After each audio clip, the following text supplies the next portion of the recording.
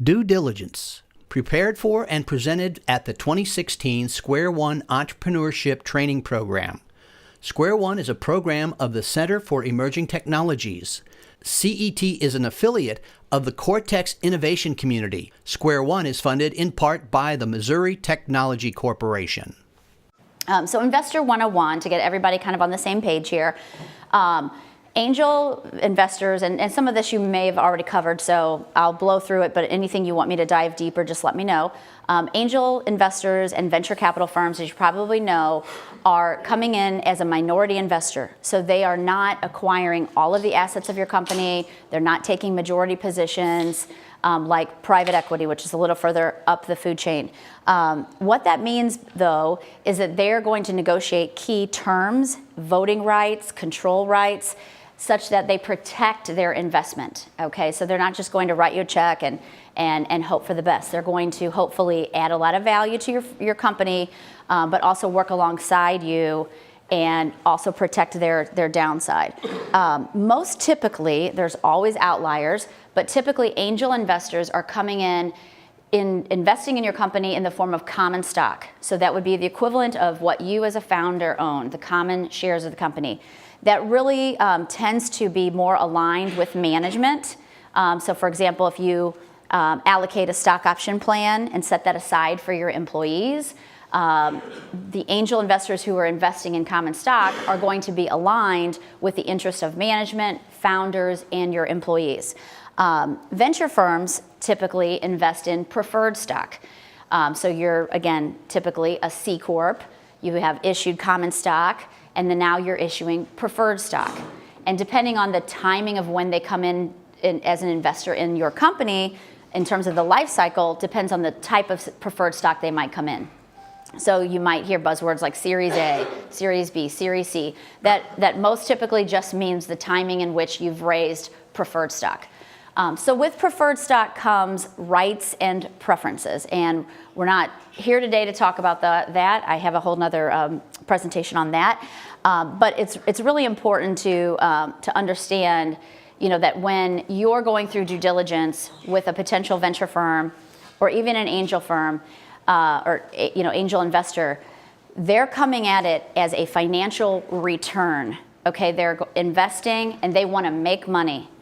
And so the way they're negotiating it is not necessarily, is this going to be a viable company for your granddaughter to run someday? That is not their game, okay? So venture and angel investing is not for every business. It doesn't fit every business.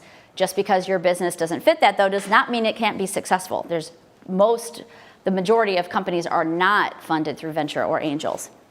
Another important thing is that the average length of time to get an investment is it's pretty long in this process. So these are statistics that I found on the website, on Webs. I don't have, this is pretty much fits my experience, but it's probably my experience is a little longer than the average statistics. So they claim that from initial contact with a potential angel investor until 90 days, that's the timeline that it will take to get their investment. And you usually have 3 to 6 negotiation sessions, interactions with an angel investor. VC funds, on the other hand, usually take significantly longer. And they're only investing in about 1% of the deals that they see. So when you're speaking with a venture fund, just know that they are literally seeing thousands of deals a year. And so obviously the competition for their capital is extremely high. Did you have a question? Yes, I wanted to know, how do you know when your business fits with that angel investor? Is there a way to know about specific ones, or how do I go about finding one? Yeah, that's a really great question, but literally like a whole nother 2-hour session. So maybe we could save that for the end, and if we have some time to kind of go through that, because both of those are independently really great questions, but they're not, unfortunately, just like one sentence answers. So let's see, most, a lot of this stuff you probably already know, but angels, typically are investing on average in 7 out of the 10 deals that they see, whereas VCs are literally investing in 1 out of thousands that they see. So due diligence, which is why we're here tonight to talk, that is really the investor's opportunity to vet your opportunity to invest in your company against all of the other ones they're seeing.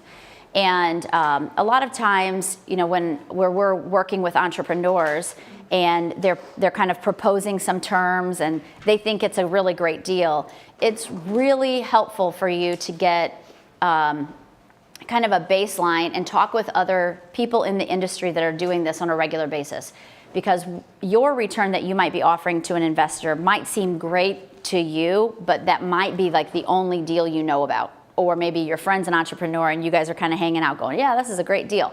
But you have to, I think it behooves you to really talk to people in the community, other advisors, other consultants, lawyers, accountants, to get a sense of what they're seeing in terms of the numbers.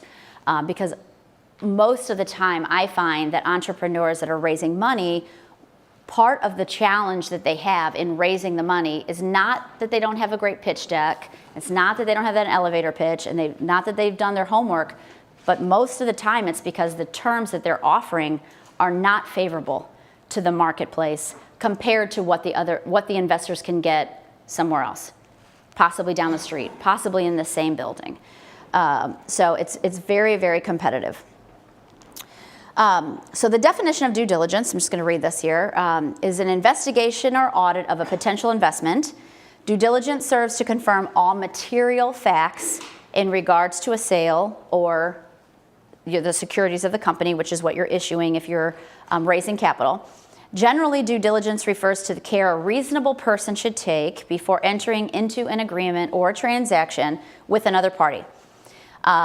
So, just kind of to give you a little flavor, typically an investor will enter into some form of informal due diligence. We call it informal because you haven't gotten that checklist yet that Christy circulated or that Ricky circulated in an email to you.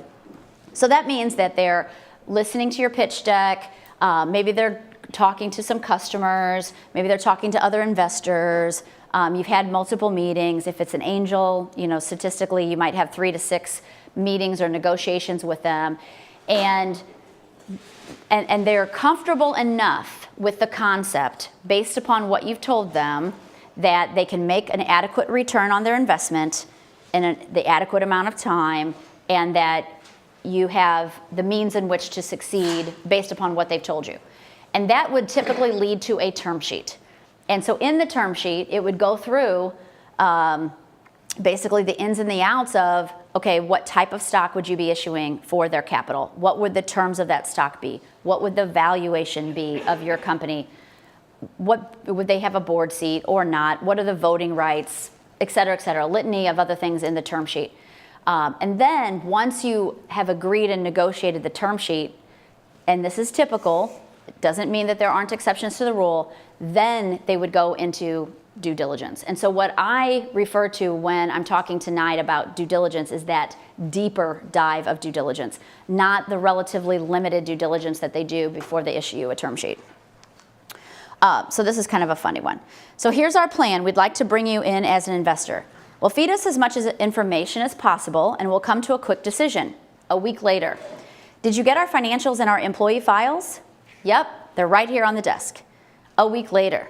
We sent you our customer list and our code. Oh, I was just going over them right now. A week later. Birth certificates, grade school reports, blood test. Yep, all right here. A week later. Well, it's been a month. What do you think? Now, tell me exactly what it is you do again. So this is not entirely uncommon. It's kind of a perverse humor from an entrepreneurial perspective when you are raising capital.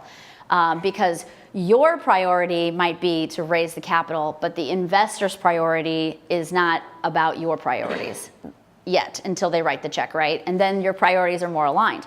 But they're working their long, intense jobs. They're sitting on multiple boards usually. Even if they're an angel, they might be very, very involved in some of their companies that they've invested in. If they're a venture firm, they might sit on, the average I think these days is 7 to 10 boards. Plus they're raising money for their own fund. They might be winding down another fund. They might be looking at issues that some of their companies are having. Let's face it, it's not all rosy once you write the check. So they have very demanding jobs. And for the entrepreneur to get in front of them is one thing, but then to successfully run the due diligence process is entirely another. So this is kind of the top 12, I guess, types of items that would be typically found on the due diligence checklist. And I'm not going to read them here because you have them in front of you, but I will go over some of the more granular items with regard to this checklist. So corporate legal structure, for example, many people ask me always, okay, my accountant said to set up as an LLC. And so I'm the only owner. The LLC is running through my Schedule C on my tax form 1040. I'm getting to maybe take those write-offs, the loss in the company, or maybe not, depending on where you are. But now I have an investor, and they say I need to convert to a C Corp. Do I need to do that? And my answer is, do you want the money? Because yes, you need to do that. Most of the time, and there's, like I said, always a weird exception, but most of the time, investors are going to want you to be a C Corp. There's a lot of reasons for that, but probably the simplest way to describe it is if I use this example. Let's say Washington University's endowment invests in a venture capital fund. So then that venture capital fund invests in your company. If you are an LLC, that means that Washington University's endowment is waiting for your K-1. They don't want to be waiting for your K-1. They want to just know that they own some percentage of your company funneled through this limited partnership that is called the venture capital firm. It's probably the easiest way to explain it, because not only do they not wanting to wait for your K-1 and all the pass-through information that an LLC requires because it's a pass-through entity, they also don't want to get tripped up with their tax-exempt status. So I'll stop because I know that's going to be some questions. Yes? Can you define K-1, please? Yeah, great question. K-1, it's a Schedule K-1. It's a tax form. And basically, if you are structured as an LLC, the owners of that LLC are called members. So limited liability company, if you own it, you're called a member. And the members of that LLC get a K-1, which is their respective share, essentially, of the ownership structure of the LLC. So if you invest in a C Corp, a corporation, something that says Inc. after the name of it, INC period, then you're going to own stock, and you're going to get a stock certificate. You still also might get a percentage of the ownership, through the underlying how many shares you own. However, when the tax return is filed for that C Corp, it does not impact your tax return. You don't really necessarily care how it's, if they're going to write off a capital asset. It's not going to flow to your underlying tax return. But if you're a member in an LLC and you get a Schedule K-1, your Schedule K-1 is going to show your portion of income, expense, depreciation, et cetera, et cetera. Did that answer your question? Yeah. Okay. So with that being said, going back to your example of WashU, if the company did not change to a C Corp, would WashU be that member? Or WashU will not be an investor in your LLC, period. do it So you've got to figure out another way. because they don't want the K Corp, the K-1. They don't want to be listed as a K-1. Well, it's complicated for a variety of reasons, because basically then, so that WashU could do their tax form, which is a 990, they need to wait for all of the investments that they have if they're LLCs. So that, number one, logistically is not possible. Number two, because they're a tax-exempt organization, certain items that you're doing as a business might trip up their tax-exempt status. And so that's a bigger issue of why they're not going to go for that. And so they're going to invest in a limited partnership, which is the venture fund, or a limited liability company, which is the venture fund, and then they're going to invest in you, the C Corp, so that you don't have flow-through entities. C Corp's not a flow-through entity. And that was just going to, so then we're not talking about LLCs that file as S or C Corps. I mean, that is completely its own entity of itself, I guess. They never file as an S Corp or a C Corp. They might choose to be taxed, but that's a totally different situation. If you're an LLC, you're still flowing through, no matter what. No matter what, if you choose partnership tax, or S Corp tax. I mean, you can't choose C Corp tax unless you are a C Corp. That's not an option, but yes. When you convert from LLC to a C Corp, Mm-hmm. in effect going from privately held to publicly held? No, you're not.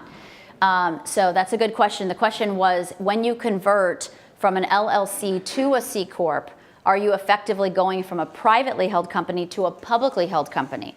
Even if you're a C Corp, your ownership structure, the shares that people own in your company, will remain private until you list them on a stock exchange. So that's a long time from now, probably. Okay, so I just want to talk about that because sometimes that's a big elephant in the room, and people tell me, well, gosh, I set this up as an LLC and it's so expensive to convert. I'm working with a client right now, and the law firm said it's probably going to be $25,000 to convert them from an LLC to a C Corp. That's not the typically it's not. Like, if you do it pretty early and don't wait until things get really super complicated. But again, it's sort of like, I can hand you the tissues, but you either want the money or you don't. I mean, you got to deal with it. Capitalization. Again, this is an entirely different class, and we can go into talking about your cap table.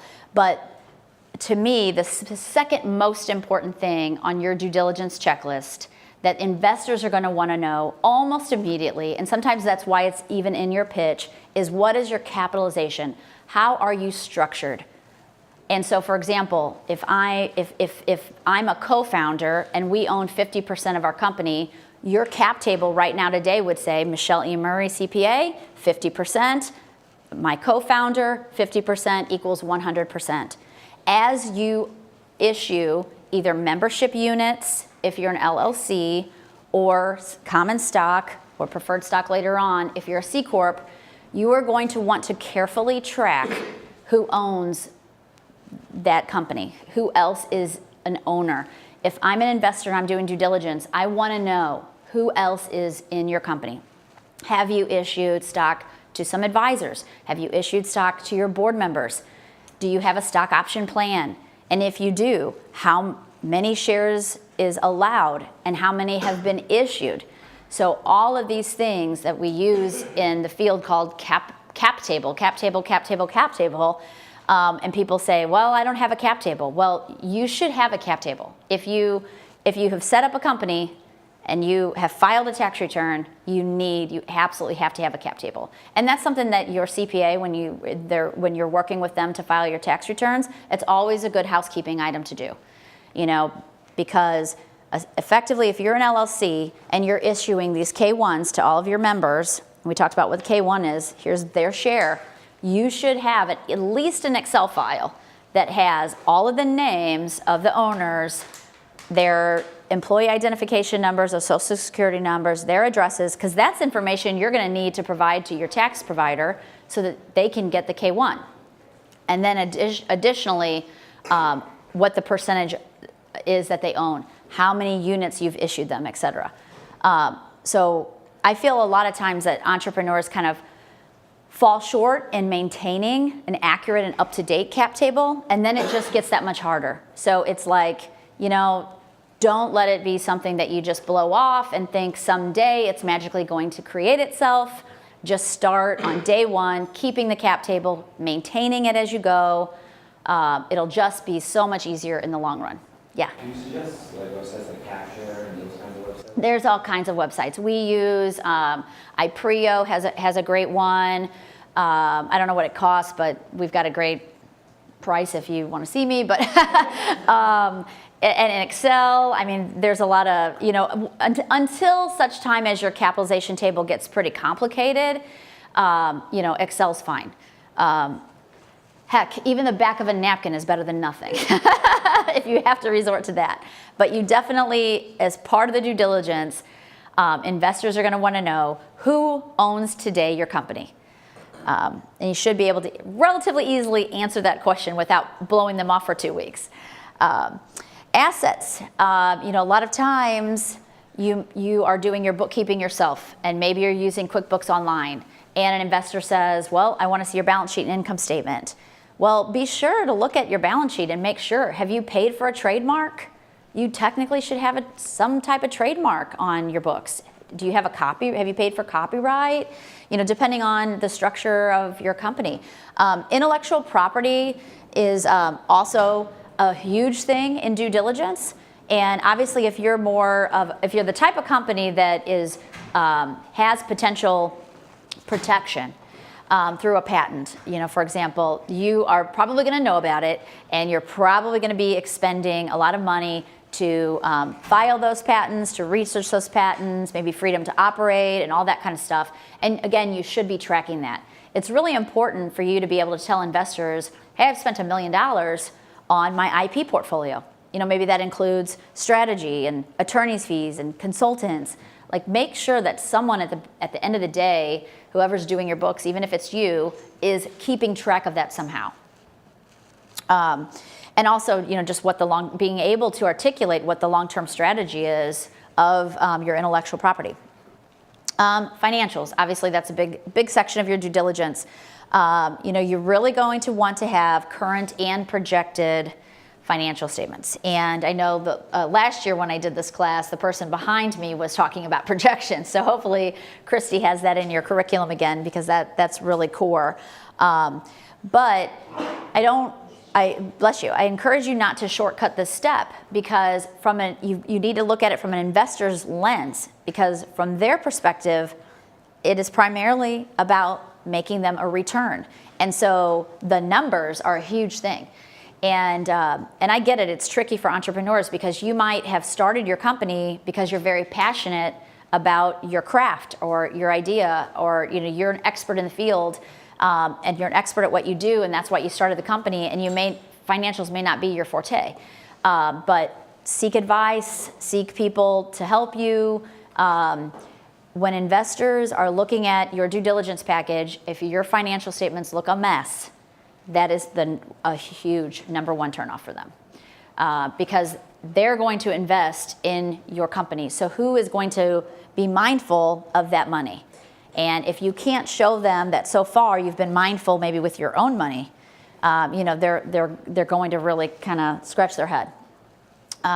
Material contracts, that's another big thing that you can expect a potential investor or a bank to ask about. And materiality is all relative, right? But if it is a significant enough contract that you're spending time negotiating, possibly even hiring an attorney, I would consider that a material contract. So you might want to just start a binder, go to in a folder in your Dropbox or Box account or email, or heck, do it the old way and print it and put it in a binder at home. Just start day one. Again, keeping and maintaining these items that are critical to due diligence now, early on, just makes your life a lot easier later. Employment agreements. That also includes confidentiality. If you sign any kind of confidentiality agreement with anyone, a company, not necessarily if someone signs it because they're working for you, that's not as critical. But if you are in negotiations with a potential partner or a corporation, and I'm hypothetically speaking, a company you're negotiating distribution rights with, and maybe you've signed a confidentiality agreement, you should keep track of that. It's a critical legal document, and that might come up in the checklist on a due diligence. Regulatory. A lot of people say, well, I've got a potential FDA company here, I can't afford regulatory advice. Well, go to Biogenerator, start pitching your idea, and as you are raising money with some of the grant programs and the pre-seed and seed funding opportunities locally and around, they might be able to give you great advice. Maybe you set up a scientific advisory board, that could help you with this. But regulatory, obviously, especially if you're in a highly regulated business, is going to be a key item that investors are going to want to get comfortable with. Because you've got finance risk and you've got regulatory risk. Those are and technical risk. That's one of the big three. Market. So regulatory and R&D kind of go together. But market, if you know of any competitors, even if they're not really great comparables right now today, but if there are some larger companies that have paved a path for what your business is going to be doing in the future, or they launched a product that is similar to yours or what have you, maybe you don't think of them as competitors, but I think of them as knowledge about the landscape. And to me, that knowledge about the landscape is really important because the investors are going to dig into that. They're going to try to educate themselves as much as possible, if they're not already educated, on the basically the landscape in which your company is operating. So to the extent that you have information that you think would be helpful in the due diligence process, you can include that. That's a good tab. What is the market? Also, if you think about it, just your executive summary has a section of market. So what is it? What types of support do you have, for example, to say this is a $1 billion marketplace? Maybe you've got something in your due diligence binder that's helpful in that regard. Management, we talked about ownership already of the company, but also you should be prepared to include your resumes, your CVs, maybe include references.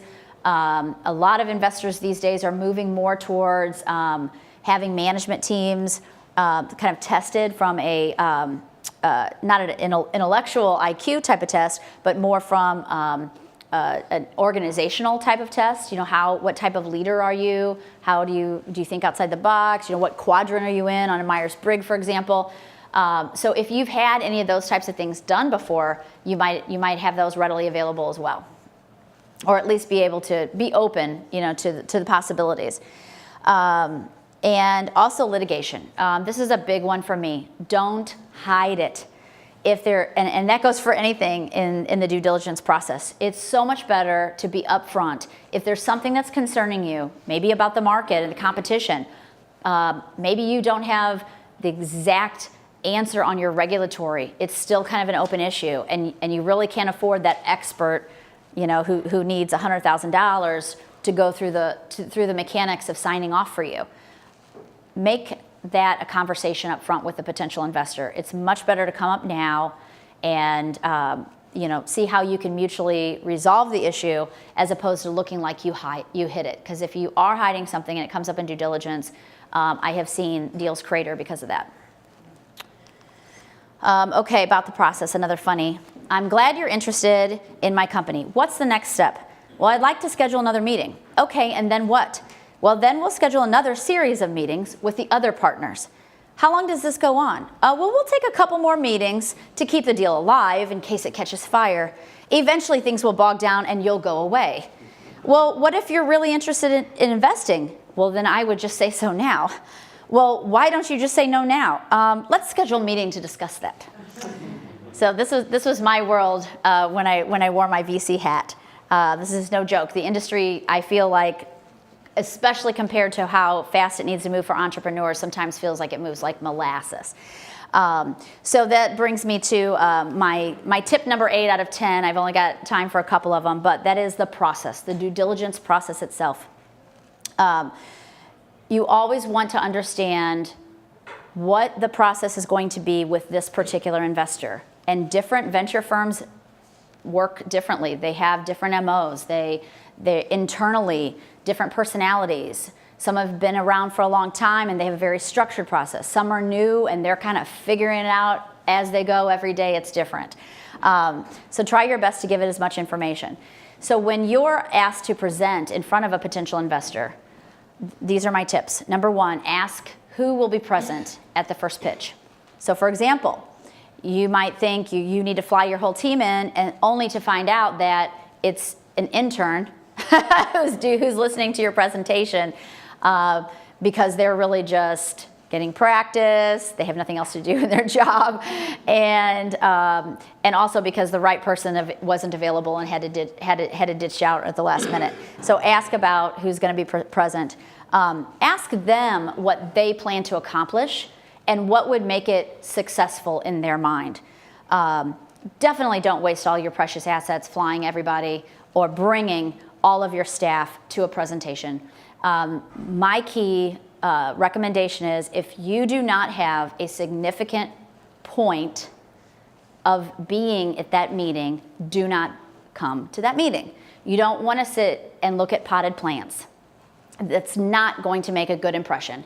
And just having warm bodies also does not make a good impression, because from an investor perspective, they're wondering what the heck is going on back at the office? Like, who's doing the work here? Because everybody's here and no one's talking and no one's playing a critical role. I don't think investors get excited just because by the numbers in terms of the entrepreneurs that show up. Ask the extra question. What I mean by this is when you're pitching an investor and they ask you a question and you are immediately like, yeah, I know this one. Here we go. I got it. Ask them a point of reference. Why are they asking you that question? Get them to put it in context. Because, for example, you might know the answer and they also think that you know the answer, but the answer is not what they want to hear. It might actually just reinforce an issue that they have with your deal. Because keep in mind, most investors are not just investing in one company. They have years typically of experience. They've invested in companies like yours, possibly going after the same marketplace or the same product or something similar. So we're all human, right? So what they experienced with another company might be changing the way that they interact with you or the way they think about your company and your opportunity. So that's why I say ask that extra question. Don't just go there. And also, they might be trying to kind of put you in a corner, and so you also don't want to go there. So that's hopefully some good advice. And also, don't assume a 2-hour meeting that was only scheduled for 1 hour is a good thing, because that might mean that they're just reinforcing what they don't like about the opportunity, or maybe you weren't succinct enough, or maybe there's a big hairy issue, and they spend another hour trying to get to the bottom of it, but at the end of the day, they go home at night and go, yeah, no, that still doesn't work for me. So I hear entrepreneurs all the time, well, we only had 1 hour scheduled, but we were there for 3 hours. Well, that's not necessarily good. It's not necessarily bad, but don't just assume it's good just because they gave you more time than they originally told you they had on their calendar. Follow through and follow up. In my experience, the process of due diligence itself is a test because they want to see how you work, how you coordinate, how you follow up, what are your management skills. And especially venture capital firms, if they're investing in your first deal or your first Series A preferred stock, for example, this is not the only time they want to write a check to your company. Venture firms want to invest multiple times in your company. And so if you are not really doing a great job of leading this process now, that's going to feed their doubts about your ability to raise money the next time and the next time. So get yourself organized, go to classes like this, learn about due diligence, hire a good quarterback to manage it. A lot of times I feel like entrepreneurs just think, oh, that's just something I'll do, between 2 a.m. and 4 a.m. because none of us entrepreneurs sleep, right? I was up till 1 o'clock last night working on something. I'm an entrepreneur too. So I totally get it. But this process is a test. And it also is sort of like, unfortunately, we don't have a good football team anymore to use as an analogy, but I still like football. And like the clock ticks, right? And you've got to get the ball down the field. You only have so much time. And investors are not going to be patient forever, looking at your deal, waiting for due diligence. They've got a lot of distractions, fierce competition for their money. So the better organized you can be, and also from a fundraising perspective, if you are spending a lot of time going out to market, talking with investors, and then you're getting feedback, and then you come back and go, oh, let's shift this, let's do that, let's do this instead. Now we don't need $1 million, now we need $3 million. That also confuses the market. And I always say, if you're not completely ready to pitch an investor, then don't. Because you only get one time to make a first impression. And I know that there are a lot of really great, friendly, outgoing investors who will be willing to take your meeting. But my advice is find somebody else instead of them, because you're really only going to get one shot. And the round will not close itself. And that's it. So we kind of blew through those slides faster than I thought. But what didn't we cover? I guess, do we have time for your question? Okay, so your question, if I remember correctly, was two parts. One was, when do you know when your company is ready for angel money, right? Okay. I guess the most succinct way to answer that is, number one, are you willing to take on outside money and share in ownership of your company? So that's the one thing you have to realize. They're not just giving you a loan. You're going to now share ownership. So if you're ready for that as a founder, as an entrepreneur, then you can start exploring. And then the second thing is, do you have the type of company that's going to be able to return their money in a reasonable amount of time? Or do you think you just need that money for working capital, just to keep growing and using it to purchase things, inventory, or what have you? Because if it's the latter, then you might want to think about a small business loan. You might want to think about borrowing off your charge cards, that sort of thing, or Kickstarter campaign. There's a lot of options before you're ready for angel money, because they will expect a return on the money. And in order for them to get a return on the money, there has to be something called an exit. And if you're just not really ready for that, or if you're not the right type of company to provide a liquidity event, which means you either have to sell, you get bought by somebody or merge with a company, or you go public. I mean, those are M&A and IPO are pretty much the only two options for an exit. So if your company is not really that type of company, that's okay, but it's probably not a good fit. I think you have the next question. Yeah, what's a reasonable amount of time? A reasonable amount of time. Well, that's a good question. So, speaking from a venture capital perspective, venture firms are run independently as limited partnership funds. And each fund has two characteristics. One is it has a distinct timeline. So those limited partnerships are typically only 10-year partnerships, which means you have, as a general partner of a venture fund, you have 10 years to first close your fund, then identify investments to make those investments, work with those investments for follow-on capital, keep writing them the checks, sit on their boards, add value, exit those opportunities, those investments, and distribute the money back to your limited partners. So it's a very short window. So to answer your question about how long, well, you don't have 10 years because they've got 10 years to do all of that, right? Typically, the investment horizon for a venture fund is 3 to 4 years.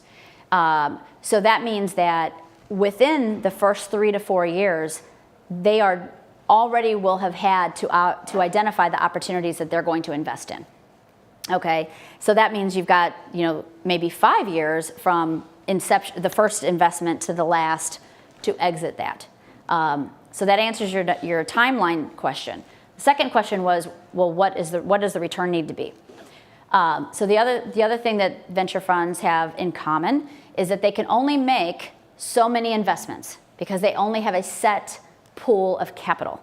Okay, so they are not fundraising constantly for that fund anyway, and their limited partners have only committed, their investors have only committed a set dollar that they will write a check for and that's the top. So if you're WashU and you invest $10 million over the course of 3 to 4 to 5 years, theoretically, if all goes well, that venture fund should call that money as the venture fund identifies investments to make. So you've got a limited pool of capital, a limited time horizon, And you know, because it's a numbers game, that not all of them will succeed. So those kind of economics drive the need for 40% plus returns on any given company. So if a venture fund is looking at your opportunity, even if you think, well, gosh, 20% return here, guys, that's pretty darn good. That's much better than I can get in the bank. Unfortunately, every investment they do has to be such great potential because it has to make up for the losers that they're going to have in their portfolio. So typically, venture funds are looking for opportunities that could return 10 times their money in 3 to 5 years. And so whatever, internal rate of return that comes out to be, that doesn't mean that they're not going to do a deal that doesn't have an opportunity to do that. But they have to weigh the technical risks, the regulatory risks, the financial risks, because if you're the right fit for a venture investment, this is not going to be the only check they write. So in a year's time, what's the economy going to look like? And where are you going to be? And in terms of valuation, because it kind of feeds into the question I get a lot of times from entrepreneurs, well, how do they figure out what I'm worth? Well, the best way to do that is to see what you could exit at that M&A deal or at that IPO. So if your company potentially could be worth $50 million in a few years, let's say 5-7 years, based upon your model, the way investors are looking at it is, okay, that's number one, if all goes well, the entrepreneur is telling me they could sell for $50 million. So what I want to know as an investor is, how long does it take from them to get from here to there, and how much money, right? Because every time you raise money, my position potentially gets diluted, although it's a bigger pie. We've had those conversations in this classroom lots of times, going back like 12 years with Bill Simon. He'd always tell them about the big pie. So a lot of times valuation here today is not necessarily a reflection of what the investors feel about your company. It's a reflection of the opportunity here when they exit and they're writing the checks back to their investors. Yes? So if my company is for long term and we don't want just a few years exit, Yep. Besides VCs and angels, what's the best option for that kind of company? Yeah, that's a good question. So the question was, if I'm in it for the long term and my company, I don't want to set it up for an exit, what are my options other than venture or angels? So first, I'll tell you, build a company that you're not planning to exit. Okay, that's because it seems like that's the better return for you. Build a company that you don't plan to exit, because you'll make long-term decisions that are better for your company than short-term decisions thinking you're going to get out in 3 years. Because I have yet, in my 23 years of working in this profession, have found an entrepreneur who's exited when they thought they would. It's always way longer. So don't build a company and plan for an exit, number one. But number two, what other options do you have? Banks. You could get a working line of credit. You could get asset-based lending if you are acquiring some capital-intensive equipment, and a bank could secure that equipment and loan you money. Longer term, you could bring in some private equity, but again, that's similar to an exit situation. So if you need outside capital to grow your business and you don't want to exit, VC and angel, definitely are not options. So any other ideas? Harry, any ideas for you other than bank loan? Well, non-dilutive financing is probably the one really big one that Charles has actually been terrific at doing that with this company. Yep. Grants, SBIRs. SBIRs are really Yes. good. If you want to have your company and own it for a long time, and it's really based on a technology, so it's not really an asset-driven company in that sense. Yeah. Not an asset that you're planning to sell. Yeah. Then really non-dilutive finance is your best shot, because you're not going to be able to offer much collateral for a loan. Yeah, that's true. So non-dilutive funding, yeah, and grants, that sort of thing. But usually it only takes you so far. However, I mean, I've been working with the company since 2001, and they're still getting SBIR grants. So never exited our investment, but they're still kicking. Yes. So, clearly given your presentation, the extensive nature of venture capital and the angel process and how it's, I mean, it's almost to the point it's like, wow. And then, hearing about all these different types of ways to fund your business, when you need working capital, et cetera. Uh-huh.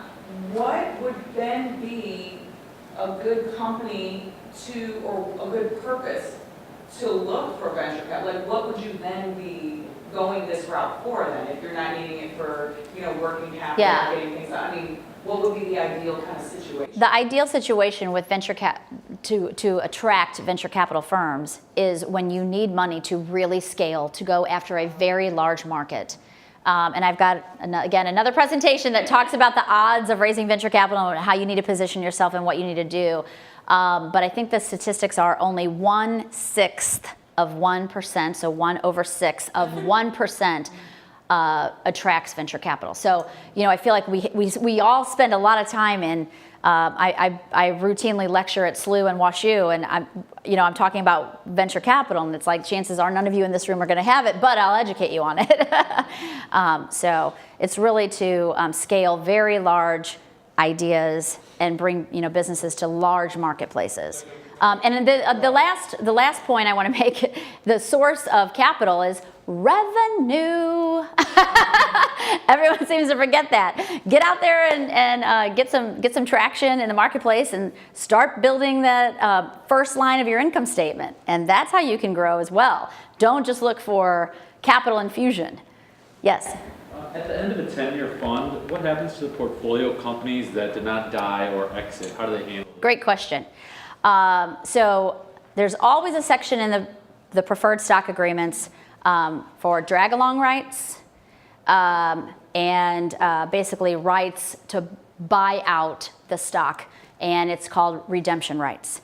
So that's why most of the time, if you're negotiating a preferred stock deal, it will be called redeemable preferred stock. And even the big coastal law firms claim that they've rarely actually enacted those redemption rights, but they're basically there for negotiation purposes. So basically how they read is, when I invest in your company, in 5 years, if you have not exited and returned my proceeds back to me, and however that's calculated, then I can redeem my stock.